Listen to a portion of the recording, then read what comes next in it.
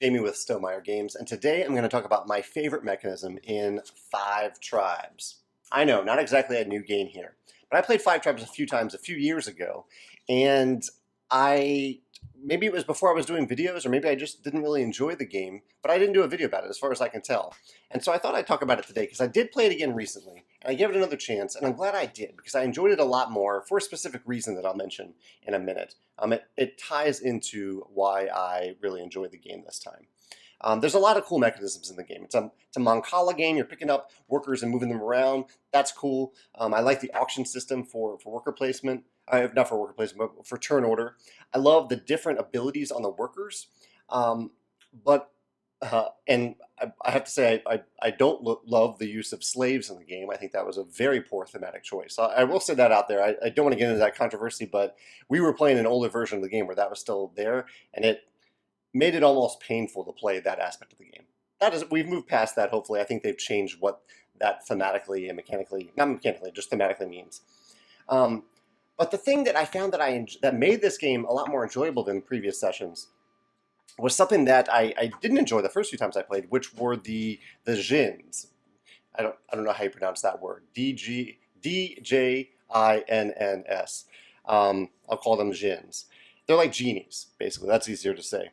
And the thing that I found difficult about these guys and girls in the first time I played is that it was a lot of information to focus on. They had a lot of icons on them, and you had to refer to the reference guide to fully understand them.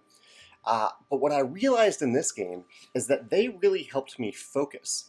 Basically, early in the game, I chose one or two of these genies, these djinns, and they helped direct me as to what I needed to do in that game. They helped say, I think there was one that said, like, at the end of the game, all of your green workers are worth extra, and that was really great. That was really, really helpful for what I was trying to do.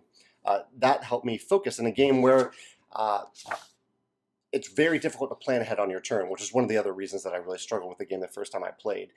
So much can change on the board state that you need 2 or 3 backups of what you actually want to do, because what other players can do can completely change how the board works for you.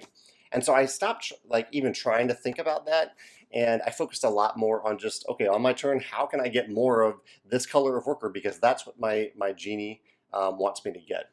So I really enjoy that. So I have found more in recent years that I love when a game has a mechanism that helps me focus, especially in a game where there's a lot of choices and where it's difficult to plan ahead of my turn. A focusing mechanism like the genies in this instance, not all of the genies, but some of them really helped me. So I wanted to give a shout out to Five Tribes for doing that. I appreciate that element of it, and I know I'm a lot more open to playing this game in the future now because of that.